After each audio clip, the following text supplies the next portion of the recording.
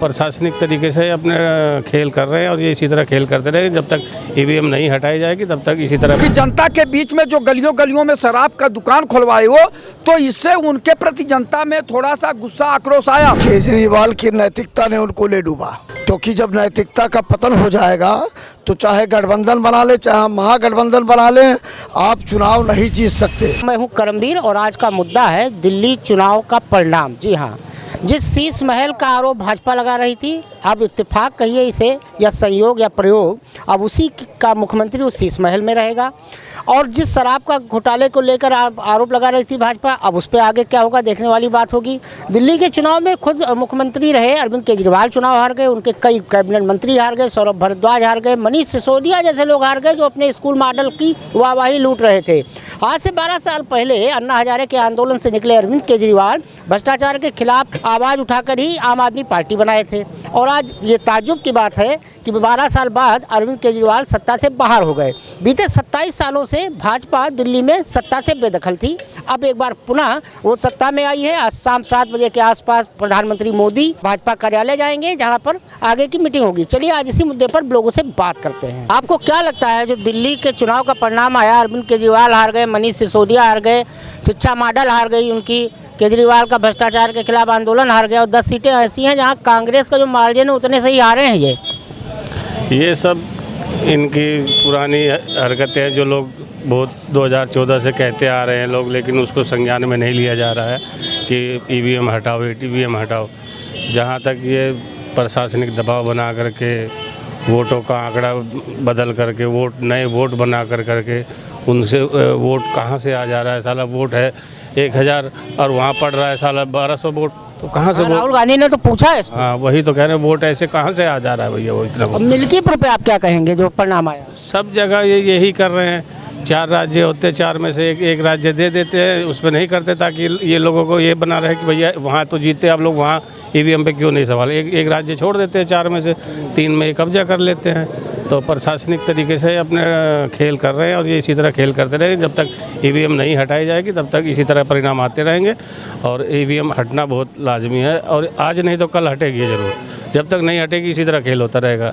इस देश की जनता को भी और सारी पार्टी के कार्यकर्ताओं को, नेताओं को एक बार आके इसके खिलाफ आंदोलन करना पड़ेगा, तब जाके कुछ हो सकता है। तभी समझ में आएगा कि ये इस देश का लोकतंत्र बचा है कि अभी वैसे बचा नहीं, अभी तक ख़त्म हो चुका है। आम आदमी पार्टी गलत किया, गठबंधन करना चाहिए था। और दूसरी बात है कि अरविंद केजरीवाल जी 10 साल से वहाँ सरकार चला रहे थे तो कहीं न कहीं एंटी कम्बेंसी थी। और दूसरी बात कि उनको शीश महल नहीं बनवाना चाहिए था और शराब गली गली नहीं खोलना चाहिए था। तो अब तो किए तो उसका तो भोगना पड़ेगा।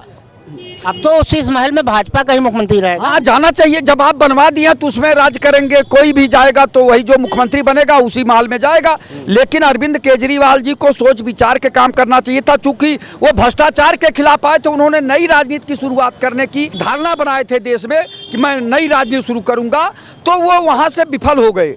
चूंकि जनता के बीच में जो गलियों गलियों में शराब का दुकान खुलवाए हो तो इससे उनके प्रति जनता में थोड़ा सा गुस्सा आक्रोश आया। तब भी उनका एक तरह से बच गया 22 सीट। कभी भाजपा जो है 3 सीट पाई थी, मालूम है? एहसास करिए, 25 साल से तो वहाँ भाजपा जो है गायब थी। और कांग्रेस को जब उन्होंने हराया था तो बताइए कितना मुझको लगता है 79 सीटें पाए थे, 1 सीट कोई जीता रहा होगा। तो इतना प्रचंड बहुमत के बाद आपको वहाँ के विकास के बारे में और सुचिता, राजनीति में सबसे ज़्यादा सुचिता करनी चाहिए। तो सुचिता में कहीं फेल हुए, विफल हुए, इसलिए जनता ने इस तरह का परिणाम दिया। तब भी केवल, और सबसे बड़ी मुझे खुशी है कि अरविंद केजरीवाल जी जो हारे, चूँकि उनका हारना जरूरी था कि आप नीति बनाते थे, सारे नेता कहते थे कि अरविंद केजरीवाल जी जो कहेंगे वही होगा। तो अरविंद केजरीवाल जी जब आए थे अन्ना आंदोलन में तो कहते थे कि मैं नई राजनीति की शुरुआत करूंगा, देश से भ्रष्टाचार समाप्त करूंगा और सुचिता राजनीति में लाऊंगा। मेरी राजनीति अलग तरीके से होगी कि जो जनता के हित की होगी। तो जनता के हित की अगर आप राजनीति कर रहे थे तो ये सब क्या करने लगे? शीश महल बनाने की क्या जरूरत थी? तो जनता में आक्रोश था और सबसे ज्यादा शराब नीति पर। आपको शराब नीति में छेड़छाड़ नहीं करना चाहिए था, जो पहले से चला रहा था उसी पे चलने देते।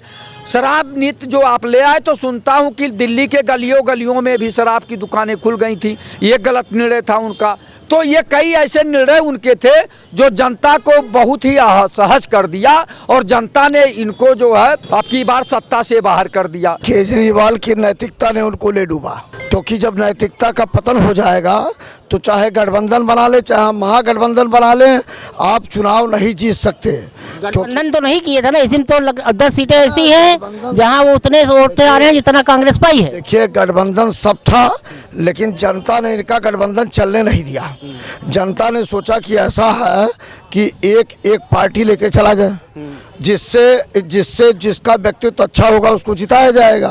तो ऐसे में व्यक्तित्व के आधार पर, विचार और संस्कार के आधार पर जनता को दिखाई दिया कि भारतीय जनता पार्टी जीतने लायक है। ऐसे में उसको उन्होंने विजयी बनाया। नहीं तो अरविंद केजरीवाल का गठबंधन ना कभी टूटा है ना टूटेगा, और यह हमेशा बना रहेगा। और यह गठबंधन जब स्वतः समाप्त हो जाएगा तभी यह गठबंधन टूटेगा, उससे पहले टूटने वाला नहीं है। क्योंकि ये लोग सोच रहे हैं कि गठबंधन से हम जनता को मात दे देंगे, तो गठबंधन से जनता को मात नहीं दिया जा सकता है।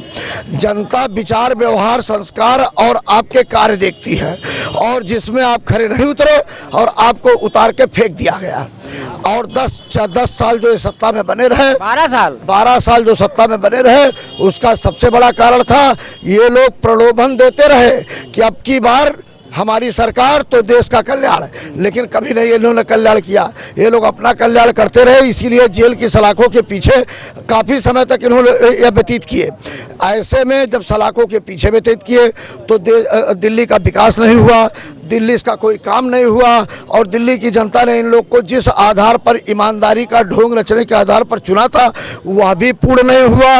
तो जनता इसलिए सोची कि ऐसा इनको उतारा जाए और किसी ऐसे व्यक्तित्व को लाया जाए जो देश हित, जनहित और जनता के हित का कार्य करे। चुनाव तो चलो एक लोकतांत्रिक प्रक्रिया है, मेन चक्कर ये है कि देश के अंदर एक स्वच्छ राजनीति और एक प्रोग्रेसिव माइंडसेट लाने की बहुत ज़रूरत है। मोदी जी ला तो रहे, अब दिल्ली में देखिए वो शीश महल में रहेगा मुख्यमंत्री बीजेपी का। हाँ बिल्कुल रहेगा भी, और समस्या ये है ना कि दिल्ली देखो क्या हाल बना रखा था। दिल्ली में सबसे ज़्यादा हवा तो ऐसी चीज़ है कि जब लोग जिएंगे ही नहीं तो करेंगे क्या। तो देखिए इसमें कोई बेनिफिट नहीं है किसी पॉलिटिशियन का, लेकिन आप जितना गंदगी में और गर्त में पब्लिक को ले जाएंगे उतने ज़्यादा आपके खिलाफ मजबूरी होगी। वही हुआ दिल्ली में। और एक चीज़ है कि बीजेपी सरकार को जनता जहाँ पे झेल रही है तो वो तो ज़्यादा खुश है कि चलो हम झेल रहे हैं तो आप भी झेलो। तो वही हाल हुआ दिल्ली में। शुक्रिया। और मिल्कीपुर के बारे में क्या कहें? मिल्कीपुर तो एक देखिए, मैं कहूँगा मिल्कीपुर का जो चुनाव है वो बहुत ही प्रोग्राम्ड बोला जा सकता है, क्योंकि जिस हिसाब से उसमें 40,000 इसका डिफरेंशिएशन आया, तो मैं ये मानता हूँ कोई भी उपचुनाव होता है तो सत्ता पक्ष के ही खाते में जाता है। जी सही कहा इन्होंने, उपचुनाव हमेशा सत्ता पक्ष के खाते में होता है। देखिए, मैं दिल्ली के आवाम, वहाँ की जनता को मैं बहुत बहुत बधाई देता हूँ कि उन्होंने अपने भविष्य के नाम पर, अपने वर्तमान के नाम पर, अपने भूतकाल के नाम पर भाजपा को वोट दे करके उन्होंने अरविंद केजरीवाल को प्रशासनिक व्यवस्था के धारा से निकाल दिया। बहुत बहुत बधाई का पात्र वो हैं। लेकिन सवाल इस बात का है कि भारतीय जनता पार्टी के मैनिफेस्टो का आप आकलन करिए। भारतीय जनता पार्टी के कार्यकाल का, पूरे हिंदुस्तान का जो इसके विकास का मॉडल है, जो इसके शासन प्रणाली संचालन का मॉडल है, जो इसका आवाम के प्रति जिम्मेवारी का मामला है, अब जब ऐसे लोगों को भी, अगर आप देखिए बड़ा अजीबोगरीब होती है ना बात कि अब देखिए 2 सरकार है उत्तर प्रदेश और दिल्ली में, एक पर शराब का घोटाला का आरोप लगता है। जो शीशी शराब की दिल्ली में 100 रुपया में बिकती है। अब शराब नीति पर हम थोड़ा सा जरूर प्रकाश डालेंगे, इसलिए कि अब समय के अगर जो मैं इस गैपिंग को छोड़ दूंगा तो बड़ा प्रॉब्लम होगा। शराब अधिनियम 63 का आप अवलोकन करिए, जिसमें इन्होंने आबकारी नीति में जो इन्होंने संशोधन किया था। अब सवाल इस बात का खड़ा होता है कि जो सीसी दिल्ली में 100 रुपये में है, वो सीसी यूपी में 300 रुपया में है। 100 रुपया में वो बेचकर घोटाला कर लिया, आया आप 300 में बेच करके ईमानदार बन गए। तो कुल मिला के जैसा कि देखा कि लोगों का कहना था कि दिल्ली में अरविंद केजरीवाल के चुनाव हारने की जो मुख्य वजह रही, एक तो शराब नीति रही, दूसरा वहाँ पे पानी की समस्या रही, हवा की समस्या रही, और कांग्रेस से गठबंधन ना करना रहा। कुल 10 सीटें ऐसी रहीं दिल्ली की जहां पर जो जीत और हार का मार्जिन है वो कांग्रेस के वोटों को जो कुल वोट मिले हैं उसके आसपास है। अगर वहां पर आम आदमी पार्टी कांग्रेस से गठबंधन करती तो निश्चित तौर पर रुझान कुछ और हो सकते थे, और कांग्रेस को वहाँ जो एक भी सीट नहीं मिली उसका भी रीजन यही था कि उसने गठबंधन नहीं किया। तो आज के लिए इतना ही। कैमरामैन अन्नू के साथ मैं करमवीर, धन्यवाद।